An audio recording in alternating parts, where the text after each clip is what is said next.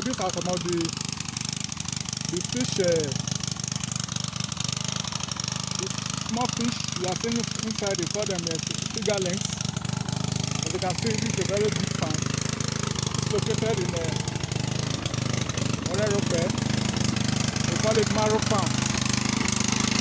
As you can see, they are trying to pump water inside the fish. That is this farm. So, Mr. Jawa, sorry, I'm a YouTuber based in Warri. I want to know how your fish, how they look like, and how do you normally feed your fish on a daily basis. So, can you say something about it? Okay, feed them 2 times a day. Yes. So, how often does the fish, I mean, how long does it take before the fish come to maturity stage? 3 months. 3 months. Okay. From the fingerlings, you have to feed them within a space of 3 months. Yes, yes. We take them from fingerlings to juvenile, 2 months. Then from juvenile to table size, 3 months, which is 5 months. So that is how it works. So apart from this fish farm, which other farm do you have in this place? We still have for egg pond for back. For what? Egg pond fish. Okay, you take egg for fish. So please let us business. Because in Nigeria or in Africa, most of us we really believe in one man business, and after the human success business, it's nothing like it's nothing like business plan and what is the way forward in case anything, just like as we came to us about person, there were some challenges this last year and this year, because you didn't relent, you still say you go further, but the same incident that happened last year, that means the farm is empty, and as we are talking now, what we are discussing here is not going to end because it's going to go viral. People from other part of the world will see what we're talking about. This can look like a type of people international and country. So when we come like this, we like to know maybe from the owner of the place or the manager of the place, just like you have already explained to us that this is maybe somewhere along the line somebody can say, that thing you say is a problem. Look at this. Maybe I can come back and say, please, that's what you don't talk. You understand? I remember I did one video concerning Warri to run about to NPA. After somebody watched the video, because somebody can say, please, I am from this part of Nigeria, but I'm living in Ghana. Please, can you do a video concerning solution? Because that is like this. Everyone can do it. I'm very happy. Very long time. So for him to see his own community back, I'm very happy. Then there was one man with one sandwich, no area, somebody actually did his video on that sandwich. Somebody probably the same thing that person is doing in UK. After watching, I enjoy this thing. Do you know that it's been a long time I see Orerokpe? At least with this dish, I know that there's an improvement in my community. So like in your area, this is a commercial place. And for us to come, first and foremost, for giving us audience, because it's not everybody that gives us audience. I call you from airport. I was in the airport when I come. I wanted to do a video. They said that you go and do this, do that, do this. In fact, they have a lot of process that you write, you get approval from that and do that. Which I told them I'm coming back. So, sir, very grateful for you to give us an audience. And I believe if we are coming back to this place again, we were not going to leave this farm the way we met it. Instead, there will be a boom. That is our prayer. And I believe God will grant you the desire. You will now become. I don't know whether you have anything to tell your viewers. To introduce boss now to the viewers. Okay, sorry. So, I have no question. This is Barrister Etana Bennett. Benjamin, okay, Benedict. He's the director of this Maru farm. He's the owner of the farm. So, yeah, I don't know whether I have anything to tell the viewers concerning fish farm and poultry farm. Another livestock, because this is not the only thing that is done. I remember some years back when I came, this place used to be a very busy place. But it's one of those things. Life is just like that. It's up and down. Thank you very much. Maybe I will commend you first for your work, trying to reach out to Nigerians and even those outside Nigeria to know the state of farming, and agriculture firsthand, not story or telling. You were right when you said this place used to be busy, before. Of course, before we were doing over 20,000 beds, laying beds. We have a broiler section. We have a snailery. We also have the fish section. Things were going on well. But you see, farming is not like as it used to be. Farming is not an independent profession, of its own. It is supported, by a lot of things,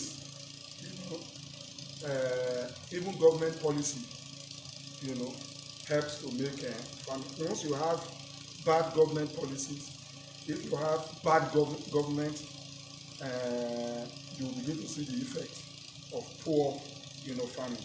So let me just take an example first. I'm sure when you came now from the junction to this place, if they ask you to drive this road twice, I'm not sure you will be interested. Yes, of Back again. You see, so that is one problem. Unless you are saying that you go and tar almost 3 kilometers on this road for the resources of this farm, how do we survive? So that is government side of it. Of course. These birds, fish, they feed like human beings.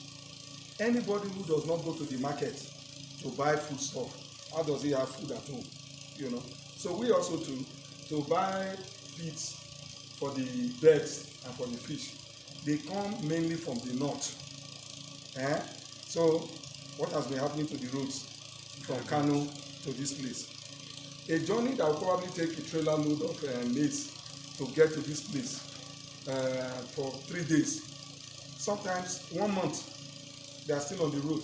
Go to that Uromi junction at the other side of Abuja road, is here. Go to Agbo, by Uromi junction again, another here. Where will they even pass? Presently they cannot even pass through Abavo, to this place. Talk less from Abraka to Eku, not the rest. So by the time you now have your materials, your feed materials, stocked for one month on the road, what will you use to feed the birds? That's it. And these are not human beings that you can explain to. If the bird does not eat, a laying bird does not eat one full day, the production will drop 50%. If it repeats the same the next day, it will drop to 20%. In fact, if you eventually start giving them food by the 4th, 5th day, it will take you another 2 weeks with a lot of vitamins to get these birds to even move to 70%. They will never get to that 100% again. That is one of the problems that you are seeing when you said this place used to be booming before, but it's not booming again. How will I even take the risk, to rear birds when I don't have assurance of the feeds, coming?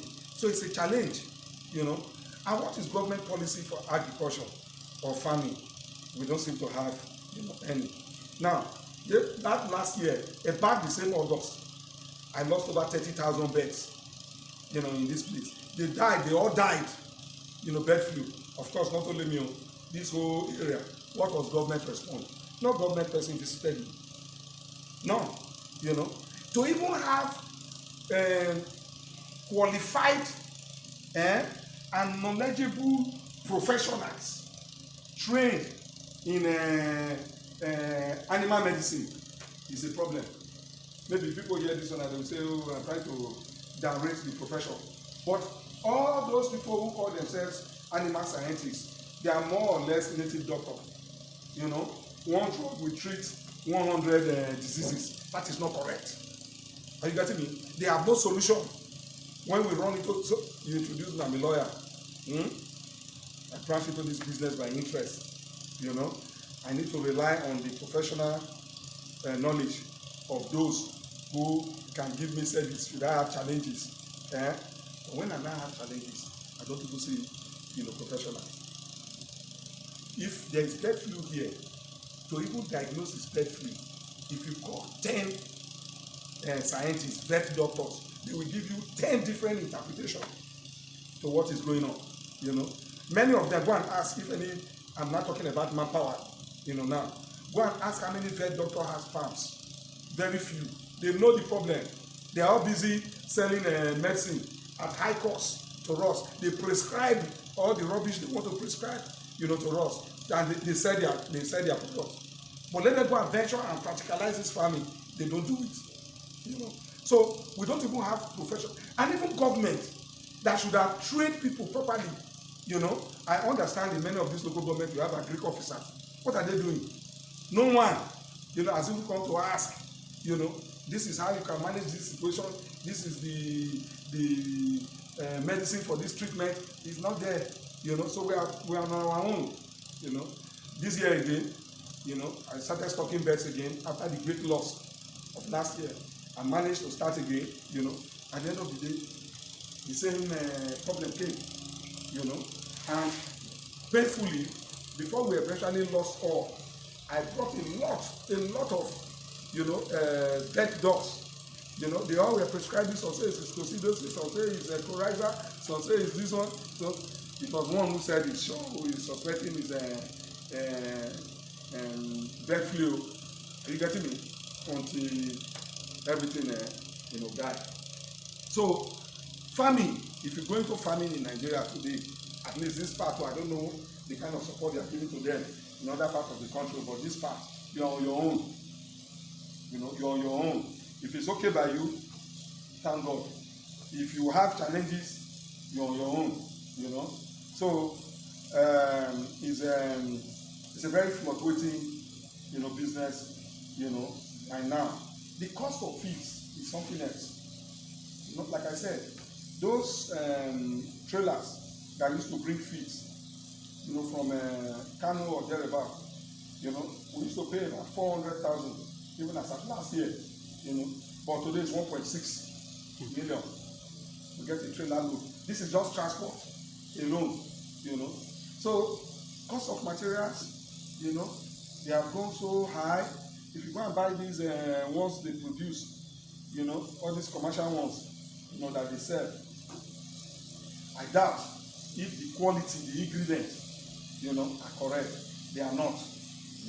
Instead of me to buy commercial feeds to feed my birds and my fish, I rather produce my own, because in my own I know exactly the ingredients and the nutrients that are inside. Unlike all these ones, they write whatever they want to write, on the bags. But in fairness, I'm not sure, that they are correct. So we're trying to do our best to keep afloat. We have a lot of staff to pay, You know, we are taking employment again from the market. The interest is there. We are forging ahead to see that maybe in the near future, you know, when things are okay, you know, we'll begin to enjoy the dividend, you know, of farming. Right now, it's not too good. Like you know, also too, the war in Ukraine is also affecting, you know, feed production. Wheat is one of the major ingredients in the production of feed, you know, for birds. You know, but we are having lack of wheat. You know, and when you begin to produce feed, and many of these components are not there, you know, it does not give good production, you know, to the birds. Birds also too, they behave like human. It's what you give to them that they give out, you know, to you. If you don't feed them well, it's either you are going to get shortage of production, or you will get smaller eggs, you know, and these are not really too good. You talked about business plan. You know, it's really a problem in Africa. You know, not in Africa, in Nigeria. You know, what I mean is the area I want to talk about is the succession.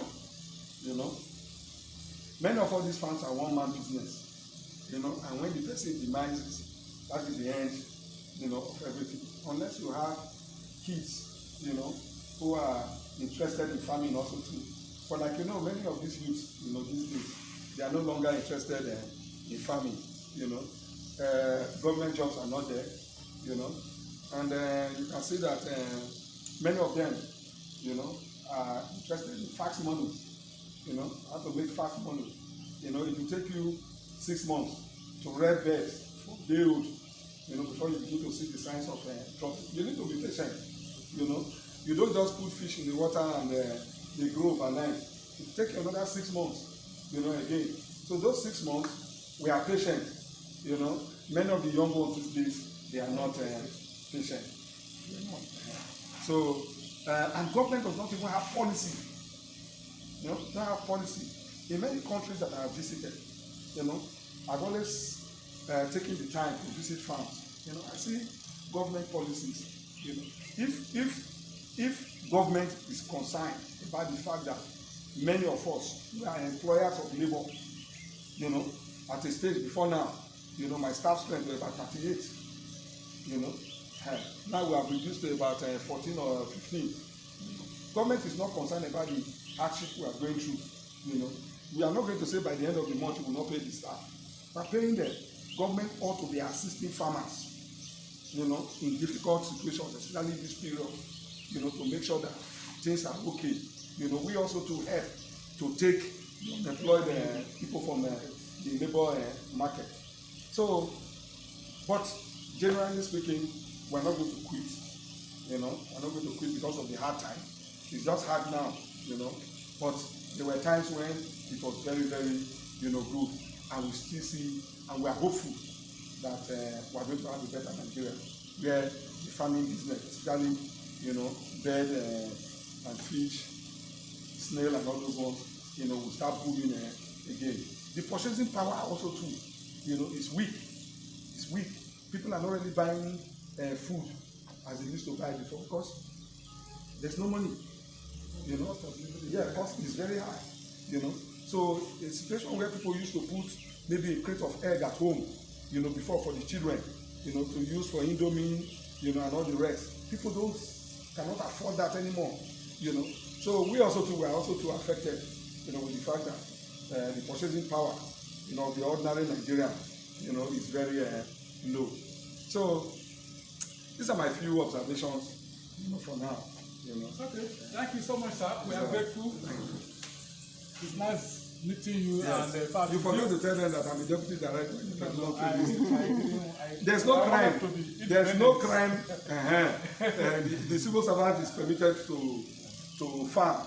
You know, also to. It's okay. It's okay. So, guys, this is my boss in the Petroleum Training Institute. He happens to be the deputy director training session in the PTI in Efrun, Warri, Delta State, Nigeria. He's the owner of this farm, he's the director of Maro Farm. In fact, it's like I went to school this afternoon because I got it's a full package that we got this afternoon on farm management. You see? So, sir, we are very grateful, sir. Thank you, thank you, thank you. For giving us the audience and giving us this wonderful lecture. No problem at all. Because if we are to put it in a paper, I think it will sell for a very big amount of money. No wahala. No wahala. When later we are doing well, we'll bring you back again and see how best. No problem, sir. So we are grateful, sir. All right. Thank you, sir. Thank you, eh? Thank you, sir. Okay, well done. Thank you, sir. Can go now. Bye-bye.